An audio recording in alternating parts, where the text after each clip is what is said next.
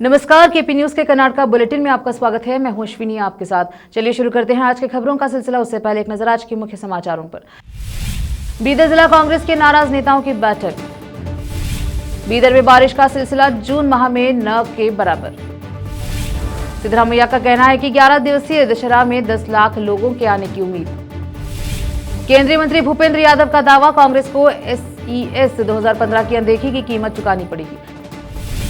केंद्रीय मंत्री वी सोमन्ना ने तुमकुर में मोबाइल वाहन सेवा का उद्घाटन किया।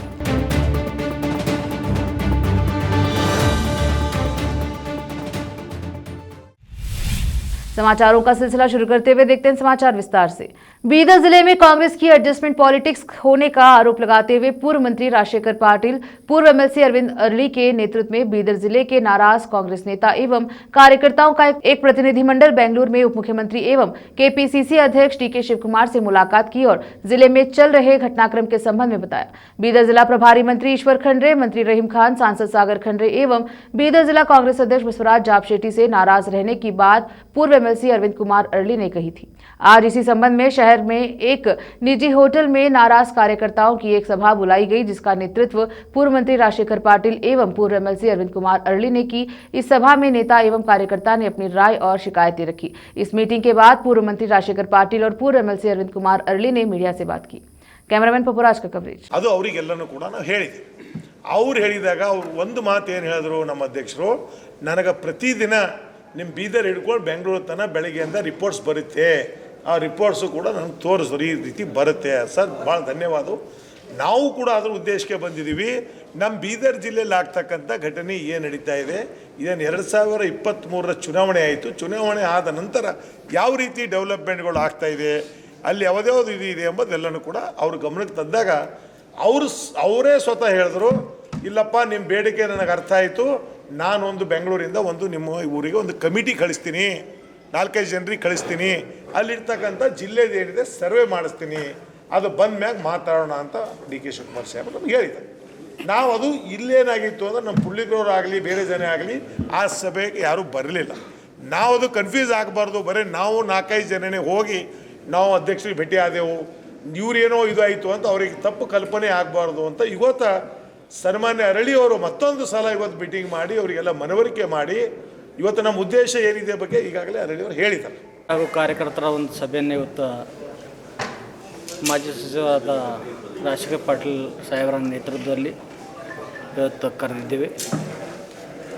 ಈ ಸಭೆಗೆ ನಮ್ಮ ಆತ್ಮೀಯರಾದಂಥ ಗೆಳೆಯರಾದಂಥ ಚಂದ್ರಶೇಖರ್ ಪಾಟೀಲ್ MLC ಅವರು ಹಾಗೂ ಇಂದ್ರಾ ಪಾಟೀಲ್ ಅವರು, ಮನ್ನನ್ ಶೇಟ್ ಅವರು ಹಾಗೆ ಹಾಗೂ ಎಲ್ಲರೂ ಬಂದಿದ್ದಾರೆ. ಈ ಮೀಟಿಂಗ್ನಲ್ಲಿ ಇದೇ ನಾವು ಚರ್ಚೆ ಮಾಡಿದ್ವಿ. ಎಲ್ಲರ ಮತ್ತೊಂದು ಸಲ ಅವ್ರದ್ದೆಲ್ಲ ಒಪಿನಿಯನ್ ತೊಗೊಂಡಿವಿ. ಈ ಬರುವ ಜಿಲ್ಲಾ ಪಂಚಾಯತ್, ತಾಲೂಕು ಪಂಚಾಯತ್ ಚುನಾವಣೆಗಾಗಿ ನಾವು ಯಾವ ರೀತಿ ಸಂಘಟನೆ ಮಾಡಬೇಕು ಆ ದಿಶೆಯಲ್ಲಿ ನಾವು ಮಾತಾಡಿದ್ವಿ. ಒಂದು. ಎರಡನೇದಾಗಿ ಬೀದರ್ ಜಿಲ್ಲೆಯಲ್ಲಿ ಏನು ವಾತಾವರಣ ಇದೆ ಆ ವಾತಾವರಣ ಬಗ್ಗೆ ಎಲ್ಲ ನಾವು ಮಾತಾಡಿದ್ವಿ. ವಾತಾವರಣ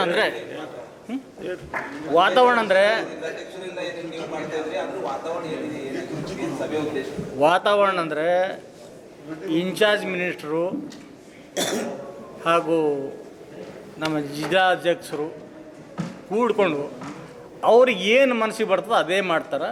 ಉಳಿದು ಯಾರೇ ನಾಯಕರು ಕೇಳಲ್ರು, ಯಾರು ಕಾರ್ಯಕರ್ತರು ಕನ್ಸಿಡರ್ ಮಾಡಲ್ರು, ಮತ್ತು ಕಾರ್ಯಕರ್ತರಿಗೆ ರೆಸ್ಪೆಕ್ಟು ಸಿಗ್ತಲ್ಲ. ಅದಕ್ಕಾಗಿ ಎಲ್ಲ ಒತ್ತಾಯ ಮೇರೆಗೆ ನಾವು ಈಗಾಗಲೇ 2 ಮೀಟಿಂಗ್ ಮಾಡಿದ್ದೀವಿ, ಬೆಂಗಳೂರಾಗ 2 ಮೀಟಿಂಗ್ ಮಾಡಿದ್ದೀವಿ. ಆನಂತರ ನಾವು ನಮ್ಮ ರಾಜ್ಯಾಧ್ಯಕ್ಷದ ಉಪಮುಖ್ಯಮಂತ್ರಿಗಳಂತ ಮಾನ್ಯ DK ಶಿವಕುಮಾರ್ ಟೈಮ್ ತೊಗೊಳ್ಬೇಕಂತ ರಾಜಶೇಖರ್ ಪಾಟೀಲ್ ಅವರ ನೇತೃತ್ವದಲ್ಲಿ ನಾವು 4-5 ಜನ ಹೋಗಿದ್ವಿ. ಹೋದಾಗ ಅಲ್ಲಿ ಕೆಲವು ವಿಷಯಗಳು ಪ್ರಸ್ತಾಪ ಮಾಡೋಕ್ಕೆ ಹೇಳಿದ್ರು, ಪ್ರಸ್ತಾಪ ಮಾಡಿದ್ವಿ. ಇದೇ ವಿಷಯಕ್ಕಾಗಿ ನಿಮ್ಮ ಹತ್ರ ಬರಬೇಕಂತ ಇದ್ವಿ, ನಮ್ಮದೆಲ್ಲ ಜನ ನಿಮ್ಮ ಮಾತಾಡ್ಬೇಕಂತ ಅಂತಂದು ಹೇಳಿದಾಗ ಅವರಂದರು, ಇಲ್ಲ ನೀವು ಏನು ಮಾಡಂತೀರಿ ಅಂದ್ರೆ ಅವಾಗ ರಾಜಶೇಖರ್ ಪಾಟೀಲ್ ಹೇಳಿದ್ರು, ನಿಮ್ದು ನಿಮ್ಮ ಕಡೆದು ಯಾರಿಗಾರ ಸರ್ವೆ ಮಾಡೋಕ್ಕೆ ಕಳಿಸ್ತಿಲ್ಲ, ವಾತಾವರಣ ನಾವು ಹೇಳಿದ್ದು ಕರೆಕ್ಟ್ ಅದ ಇಲ್ಲ ತಿಳ್ಕೊರಿ. ಆನಂತರ ನೀವು ಯಾವುದು ಮುಂದೆ ಕ್ರಮ ತಗೋಬೇಕು ಅಂತಂದು ಒತ್ತಾಯ ಮಾಡಿದಾಗ ಅವರು ಇಲ್ಲ ನಾನು 4 ದಿವಸ ಕಳಿಸ್ತೀನಿ, ಆನಂತರ ನಿಮ್ಮ ಎಲ್ಲ ಮುಖಂಡರಿಗೆ ನಾನು ಭೇಟಿ ಆಗ್ತೀನಿ ಅಂತ ಹೇಳಿದರು. ಆ ದಿಶೆಯಲ್ಲಿ ನಾವು, ಯಾಕಂದ್ರೆ ನಾವು 2 ಮೀಟಿಂಗ್ ಮಾಡಿದ್ವಿ, ಎಲ್ಲ ನಾಯಕರು ತೊಗೊಂಡು ಎಲ್ಲ ಮುಖಂಡರು ತೊಗೊಂಡು ಮಾಡಿದ್ದಿಲ್ಲ. ಆ ಮಾಡಿದ್ಮೇಲೆ ನಾನು 4 ಜನನೇ ಅಲ್ಲಿ ಹೋಗಿದ್ವಿ. ನಾವು ಟೈಮ್ ತೊಗೊಳಕ್ಕಂತ ನಾವು ಡೆಲಿಕ್ಷನ್ ಮಾಡೋಕೆ ಡೆಲಿಕ್ಷನ್ ಭೇಟಿ ಆಗಲಿಕ್ಕೆ ಟೈಮ್ ತೊಗೊಳೋದು ಹೋಗಿದ್ವಿ. ಬಟ್ ಆ ಟೈಮ್ನಾಗ ಅಲ್ಲೆಲ್ಲ ಸ್ವಲ್ಪ ಮಾತಾಯಿತು. ಆ ಮಾತಾಗಿಂದು DK ಶಿವಕುಮಾರ್ ಅವರೇ ಅವರು ಫೇಸ್ಬುಕ್ನಾಗ ವೈರಲ್ ಮಾಡಿದ್ರು, ಫೋಟೋಗಳೆಲ್ಲ ವೈರಲ್ ಮಾಡಿದ್ರು, ಟಿ ವಿಯಲ್ಲಿ ಬಂತು. ಅವು ಟಿ ವಿ ಬಂದಾಗ ಜನರಿಗೆ ಏನಾಗ್ತದೆ, ನಮ್ಮ ಏನು ಸಮಸ್ಯೆ ಹೇಳಿರಲ್ಲ ಅವ್ರಿಗೆ ಏನು ಅನಿಸ್ತದ, ಎಲ್ಲಪ್ಪ ನಾವು ಎಷ್ಟು ಜನ ಇದ್ದೀವಿ ನಮಗೆಲ್ಲ ಬಿಟ್ಟರೆ ಇವ್ರು 4 ಜನ ಹೋದ್ರಲ್ಲ ಏನು ಮಾತಾಡಿದ್ರು ಅನ್ನೋದು ಗೊಂದಲ ಇರ್ತದೆ. ಆ ಗೊಂದಲ ನಿವಾರಣೆ ಮಾಡಬೇಕು. ನಾವು ಅಲ್ಲಿ ಹೋಗಿ ಏನಾಗಿದ್ದೆ, ಅವು ಏನೇನು ವಿಷಯ ಚರ್ಚೆ ಮಾಡಿದ್ವಿ ಅಂತ ಹೇಳೋಕ್ಕಾಗ क्या चर्चा चला बोलो तो जो हम बेंगलोर में KPCC अध्यक्ष महोदय DK शिवकुमार को जो हम मिले, हम कुछ ही लोग उनको बात करने के वास्ते गए थे, मिलकर आधा घंटा उनके साथ हमने चर्चा की। डिस्ट्रिक्ट के बारे में क्या हो रहा क्या नहीं, उनको पूरा बीदर डिस्ट्रिक्ट के बारे में हमने बताया। बताने के बाद साहब ने बोले ठीक है, हम एक टीम है से हम भेजेंगे, क्या तुम्हारा बीदर डिस्ट्रिक्ट में क्या प्रॉब्लम चल रहा है, हम सब वो देख कर आने के बाद हम आपको बुलाकर बात करेंगे बोलकर अध्यक्ष महोदय बोले। तो बोलने से ये कुछ लोगों को क्या प्रॉब्लम था बोलो तो खाली 4 लोग ही गए, 5 लोग ही गए, हमारे को नहीं बोले बोलकर उनको समाधान नहीं होना। तो हमारे अरली जी क्या करें, फिर यहाँ पर बीदर में एक मीटिंग बुलाएंगे, उनको सबको बोलेंगे बोलकर आज मीटिंग। सब हम एक ही पार्टी में है। देखो भैया सुनिए, हम एक ही पार्टी में है, एक ही पार्टी में है क्या? मेरा पार्टी अलग है, ईश्वर खंडरे का पार्टी अलग है क्या? रहीमखान का अलग है क्या पार्टी? एक ही कांग्रेस में है, फिर एक ही कांग्रेस में रहने के बाद दोस्ती नहीं था ना। असमाधान क्यों है सर? असमाधान सिद्धांत के ऊपर है, असमान क्यों है अभी तो पूरा बोल दिया ना, अभी मालूम नहीं हो गया। हमारे अरली साहब सब कुछ बोले, मैं ज़्यादा बोलना नहीं चाहता हूँ। जो हो रहा जो नहीं हो रहा, हम डिस्ट्रिक्ट के लिए कोई बता रहे नॉमिनेशन के वास्ते कर रहे, भैया मैं माफ़ी चाहता हूँ, नॉमिनेशन के वास्ते हमारा नहीं है। नॉमिनेशन किसको करे किसको नहीं कर रहे हम उसके बारे में चर्चा नहीं है, वो तो पॉलिसी मैटर है। नॉमिनेशन कब कर रहे हैं वो जब करेंगे। कुछ लोग बता रहे मीडिया में नॉमिनेशन नहीं करे, वो कर नॉमिनेशन का नहीं, जो पार्टी में डिस्ट्रिक्ट में क्या प्रॉब्लम चल रहा है उसके बारे में हम चर्चा करें। मालूम हो गया ये डिस्ट्रिक्ट का प्रॉब्लम समस्या। तुम बोल रहे ईश्वर खंडरे दुश्मन, ईश्वर खंडरे मेरा दोस्त है, अरली भी मेरे दोस्त है, रहीम खान भी दोस्त है, हमारे लक्ष्मण बुल्ला साहब भी दोस्त है, आजिज साहब पुराने हमारे पिताजी के साथ भी काम करो से सब दोस्त है, उसमें कोई लेकिन सिद्धांत रहना ना, सिद्धांत के ऊपर झगड़ा चल रहा है और कुछ नहीं। करेक्ट है, धन्यवाद। बीदर में इस साल बारिश के मौसम की शुरुआत समय पर हुई, लेकिन जून का पूरा माह बीत चुका है, कोई खास बारिश नहीं होने से किसान संकट में है। हालांकि मई माह और जून के पहले सप्ताह में बारिश का सिलसिला अच्छा था, लेकिन 10 जून के बाद बारिश का सिलसिला रुका। पिछले 8 से 10 दिनों से बूंदाबांदी है, लेकिन तेज हवा के कारण बारिश का सिलसिला भी रुका हुआ है। आज शाम के समय बारिश शुरू हुई, लेकिन कुछ देर की बारिश तेज हवा के कारण रुक गई। किसानों को उम्मीद थी कि जून में 1 या 2 अच्छी बारिश होगी, जिससे बुवाई की गई फसल को मदद मिलेगी, लेकिन बारिश न होने से किसान परेशान हैं। उम्मीद है कि जुलाई के माह में अच्छी और लाभदायक बारिश होगी और किसान संकट से बाहर होंगे। विशेष संवाददाता की रिपोर्ट। बीदर शहर के गुम्पा क्षेत्र में रहे सत्यनारायण मंदिर से एक रथ यात्रा निकाली गई, जो शहर के विभिन्न मार्गों से होते हुए शहर के बाहरी क्षेत्र चिकपेट में रहे जगन्नाथ मंदिर तक ले जाया गया। इस अवसर पर पूर्व मंत्री और जेडीएस पार्टी के वरिष्ठ नेता बंडेप्पा खाशमपुर ने आज बीदर शहर के श्री सत्यनारायण मंदिर परिसर में रथ यात्रा के दर्शन करने के लिए श्री सत्यनारायण मंदिर का दौरा किया। इस अवसर पर बीदर दक्षिण विधानसभा क्षेत्र के विधायक डॉक्टर शैलेंद्र पेलदाड़े सहित स्थानीय जनप्रतिनिधि, स्वामी जी, मंदिर समिति के सदस्य आदि मौजूद रहे। इसी बीच कई लोगों ने प्रसाद आदि सड़क पर रथ के गुजरते दौरान वितरित किया, जिसे लोग बड़ी श्रद्धा से ग्रहण करते रहे। इस रथ यात्रा में सैकड़ों पुरुष और महिलाओं ने भाग लिया। कैमरामैन पपुराज का कवरेज। देशमुख जगन्नाथ मंदिर बीदर ट्रस्ट के संचालक हूँ मैं। तो आज दिनांक 29 जून 2025 रविवार, तो जगन्नाथ जी की भव्य रथ यात्रा अभी यहाँ से श्री सत्यनारायण मंदिर से शुरू हो गई है। तो हज़ारों की संख्या में भक्त यहाँ पर एकत्रित हुए हैं। कई सारे गणमान्य व्यक्ति भी यहाँ पर हाजिर हुए इस रथ को खींचने के लिए। खास करके वृंदावन से परम पूज्य श्रील भक्ति किंकर दामोदर महाराज यहाँ पर आए हुए हैं। उसके साथ ही डॉक्टर शैलेंद्र बेलदारे जी जो विधायक है बीदर दक्षिण क्षेत्र से, और पूर्व कर्नाटक के मंत्री श्री बंडेप्पा काशमपुर जी भी यहाँ पर आए हुए थे, ईश्वर सिंह ठाकुर जी भी थे, और कई अन्य सारे गणमान्य व्यक्ति इस रथ को खींचने के लिए, जगन्नाथ जी के रथ को खींचने के लिए यहाँ पर एकत्रित हुए। तो हज़ारों की संख्या में रथ को खींचते हुए हम सत्यनारायण मंदिर से होते होते बोमगंडेश्वर सर्कल, फिर उसके बाद बसवेश्वर सर्कल, अंबेडकर सर्कल और जनवाड़ा रोड चिकपेट स्थित हम जगन्नाथ मंदिर को हम पहुंचेंगे शाम को ठीक 6 बजे। तो इस अवसर पर मैं बीदर के समस्त श्रद्धालुओं से निवेदन करता हूं कि वो रथ यात्रा में भाग ले, जगन्नाथ जी के रथ को खींचे और उनके कृपा के पात्र बने, क्योंकि जो जगन्नाथ जी को रथ के ऊपर बैठे हुए एक बार भी देख लेता है उस व्यक्ति को वो पुनर्जन्म नहीं प्राप्त करता, क्योंकि स्कंद पुराण का भी कथन है, रथे च वामनम दृष्ट्वा पुनर्जन्म न विद्यते। मतलब एक बार जो व्यक्ति भगवान जगन्नाथ को रथ के ऊपर विराजमान जो देख लेता है तो उस व्यक्ति का फिर से इस जन्म मृत्यु के चक्र से वो पार होकर उसको पुनर्जन्म नहीं मिलता। और ऐसे भी स्कंद पुराण में बताया गया है, जब भी जगन्नाथ जी की रथ यात्रा शुरू होती है तो कई सारे देवता लोग भी यहाँ पर आते हैं जगन्नाथ जी के रथ को खींचने के लिए किसी न किसी रूप में। ಶಾಲಿ ಸಮಾಜದ ಗೌರವಾಧ್ಯಕ್ಷನಾಗಿದ್ದೇನೆ। ಈ ದಿವಸ ನಮ್ಮ ಬೀದರ್ ನಗರದಲ್ಲಿ ಜಗನ್ನಾಥ ರಥಯಾತ್ರೆ ನಡೀತಾ ಇದೆ। ಕಳೆದ 2 ವರ್ಷಗಳಿಂದ ನಡೀತಾ ಬರ್ತಾ ಇದೆ, ಈ ವರ್ಷವೂ ಬರ್ತಾ ಇದೆ। ಜಗನ್ನಾಥ ರಥಯಾತ್ರೆ ಈ ಹಿಂದೆ ಇದೆ, ನಾವು ಮುಂದಾಗಿ ಇಲ್ಲೆಲ್ಲ ಬಂದು ಜಗನ್ನಾಥನ ಸ್ವಾಗತಕ್ಕಾಗಿ ನಾವೆಲ್ಲ ಇಲ್ಲಿ ಸೇರಿದ್ದೇವೆ। ಇದು ಪದ್ಮಶಾಲಿ ಸಮಾಜ ವತಿಯಿಂದ ಮಾಡ್ತಾ ಇದ್ದೇವೆ। ಮತ್ತು ಇದು ಯಾಕೆ ಮಾಡ್ತಾ ಇದ್ದೇವೆ ಅಂದರೆ ಭಗವಂತನಲ್ಲಿ ಒಂದು ನಮ್ಮ ಪ್ರಾರ್ಥನೆ ಇದೆ, ಭಗವಂತ ಈ ದೇಶಕ್ಕೆ ಒಳ್ಳೇದು ಮಾಡಲಿ, ಒಳ್ಳೆಯ ಕಾಲಗಳು ಬರಲಿ, ಅಲ್ಲಿ ಇಲ್ಲಿ ಎಲ್ಲ ಜಗಳಗಳು ತಂಟೆಗಳು ನಡೀತಾ ಇವೆ, ಇಂಥವೆಲ್ಲವೂ ಶಾಂತವಾಗಿರಲಿ ಮತ್ತು ನಮ್ಮ ಎಲ್ಲ ಸಮಾಜದ ಬಾಂಧವರಿಗೆ ಬೀದರ್ ನಗರದ ಎಲ್ಲರಿಗೂ ಸುಖ ಶಾಂತಿ ನೆಮ್ಮದಿ ಕೊಡಲಿ, ರೈತರಿಗೆ ಮಳೆ ಬೆಳೆಯನ್ನು ಚೆನ್ನಾಗಿ ಕೊಡುವಂತೆ ಆ ದೇವರಲ್ಲಿ ಪ್ರಾರ್ಥಿಸ್ತಾ ಇದ್ದೇನೆ। ಧನ್ಯವಾದ। रोकते हैं समाचारों का सिलसिला, लेते हैं छोटा सा ब्रेक।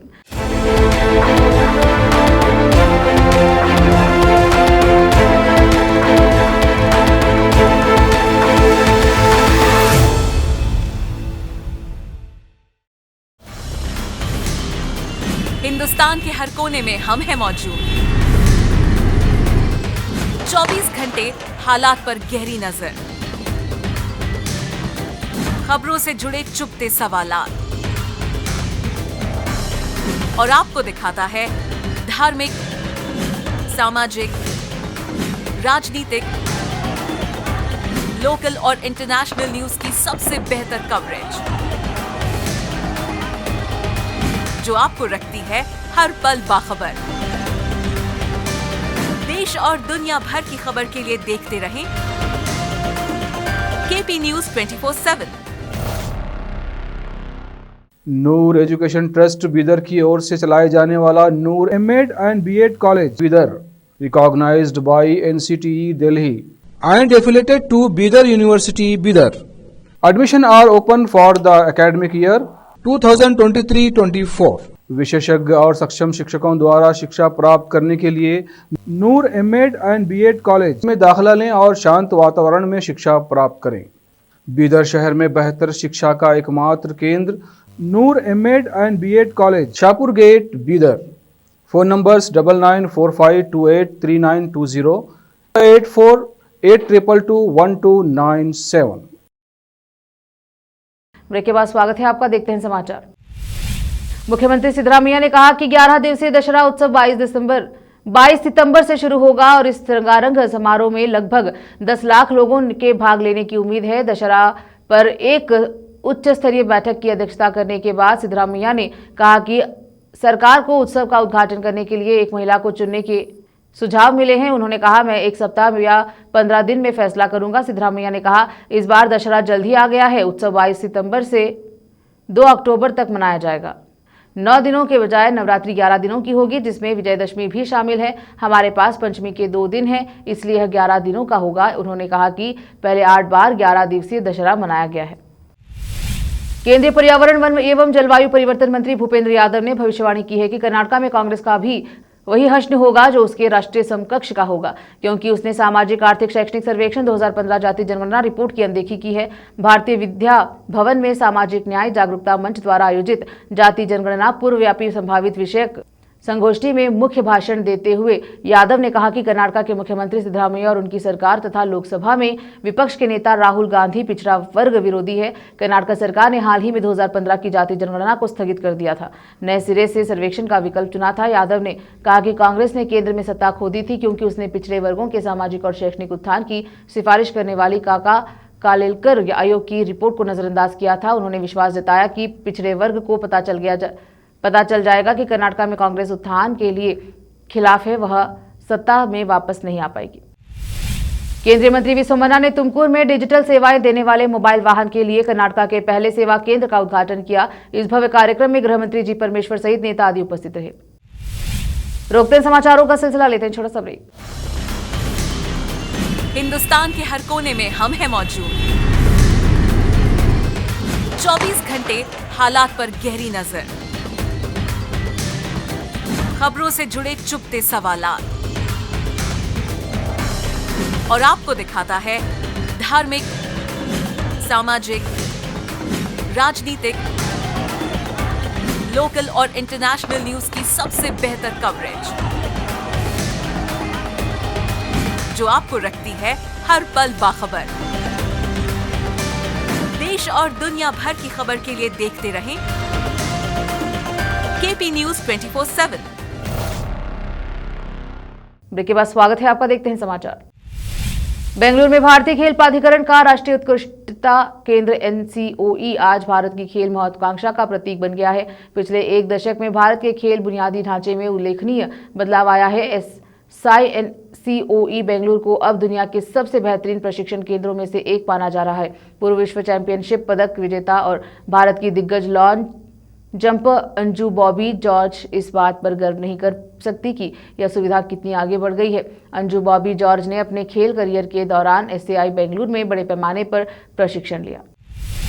क्रांति और राज्य सरकार में कई शक्ति केंद्रों वाली अपनी टिप्पणी से विवाद खड़ा करने वाले सहकारिता मंत्री KN राजन्ना ने कहा, AICC के राज्य प्रभारी रणदीप सिंह सुरजेवाला 30 जून को राज्य आ रहे हैं, उन्हें मेरी टिप्पणी पर आपत्ति क्यों होनी चाहिए। मधुगिरी से कांग्रेस के वरिष्ठ विधायक राजन्ना ने पूछा जाने पर कि क्या कांग्रेस आलाकमान ने राज्य में पार्टी नेताओं से सार्वजनिक रूप से अनुचित टिप्पणी न करने को कहा। राजन्ना ने यहां संवाददाताओं से कहा कि सुरजेवाला राज्य में पार्टी नेताओं के साथ बातचीत करेंगे, वह मुझे क्यों बुलाएंगे और फटकार लगाएंगे। सिद्धरामैया को पद से हटाए जाने के सवाल पर राजन्ना ने कहा, यह नेतृत्व परिवर्तन आलाकमान पर छोड़ दिया गया है और उन्हें DK शिवकुमार को प्रधानमंत्री या मुख्यमंत्री बनाने दें, मुझे कोई आपत्ति नहीं। पार्टी नेतृत्व शिवकुमार को KPCC अध्यक्ष के पद से हटाने के बारे में फैसला करेगा। मुझे लगता है कि सतीश जारकिहोली को राज्य के में कांग्रेस प्रमुख नियुक्त किया जाएगा। कर्नाटक सरकार ने बेंगलुरु शहर में ऐप आधारित और अन्य ऑटो रिक्शा द्वारा अत्यधिक किराए वसूलने पर कार्रवाई शुरू करने के निर्देश जारी किए हैं। आदेश में विशेष रूप से रैपिडो और ऑटो ऐप जैसे कैब एग्रीगेटर्स द्वारा अत्यधिक किराया वसूलने के उदाहरण का हवाला देते हुए दिन दहाड़े डकैती करार दिया गया। परिवहन मंत्री रामलिंगा रेड्डी ने परिवहन विभाग के परिवहन एवं सड़क सुरक्षा आयुक्त को इस संबंध में आदेश जारी किया। मंत्री ने कहा, बेंगलुरु शहर में सरकार द्वारा निर्धारित किराए से अधिक किराए लेने वाले ऐप आधारित या किसी भी अन्य प्रकार के ऑटो के खिलाफ सख्त कार्रवाई की जानी चाहिए। उन्होंने आगे कहा कि अगर यात्रियों की ओर से तय दर से ज्यादा किराया मांगने, ज्यादा किराया न देने पर यात्रा रद्द करने या ज्यादा पैसे वसूलने की शिकायत मिलती है तो तुरंत कार्रवाई की जानी चाहिए। इसमें ऐसे ऑटो के परमिट रद्द करना और उसके खिलाफ मामला दर्ज करना शामिल है। विधानसभा में विपक्ष के नेता आर अशोक का दावा है कि इस वर्ष दशहरा उत्सव से पहले कर्नाटक में नेतृत्व परिवर्तन होगा। मैसूर में मीडिया से बात करते हुए अशोक ने भविष्यवाणी की कि दशहरा उत्सव मुख्यमंत्री सिद्धरामैया के नेतृत्व में नहीं मनाया जाएगा। उन्होंने कहा, दशहरा से पहले हमें नया मुख्यमंत्री मिल जाएगा। मैं विधानसभा से पहले ही यह कह चुका हूं, बदलाव अपरिहार्य है। कांग्रेस के मुख्यमंत्री पद के लिए पहले से ही अंदरूनी लड़ाई चल रही है। अभी जो आप देख रहे हैं वह तो बस एक ट्रेलर है, पूरी फिल्म जल्द ही दिखाई जाएगी। नए मुख्यमंत्री दशहरा उत्सव का उद्घाटन करेंगे। वह कांग्रेस के विधायक और मंत्री भी इसे स्वीकार कर रहे हैं। सिद्धरामैया झूठ की राजनीति कर रहे हैं। कांग्रेस में सत्ता संघर्ष चरम पर है। कर्नाटक भाजपा में नेतृत्व में संभावित बदलाव पर अशोक ने किसी भी अटकलों को खारिज कर दिया। फिर से एक नजर आज के मुख्य समाचारों पर। बीदर जिला कांग्रेस के नाराज नेताओं की बैठक। बीदर में बारिश का सिलसिला जून माह में न के बराबर। सिद्धरामैया का कहना है कि 11 दिवसीय दशहरा में 10 लाख लोगों के आने की उम्मीद। केंद्रीय मंत्री भूपेंद्र यादव का दावा, कांग्रेस को SES 2015 की अनदेखी की कीमत चुकानी पड़ेगी। केंद्रीय मंत्री वी सोमन्ना ने तुमकुर में मोबाइल वाहन सेवा का उद्घाटन किया।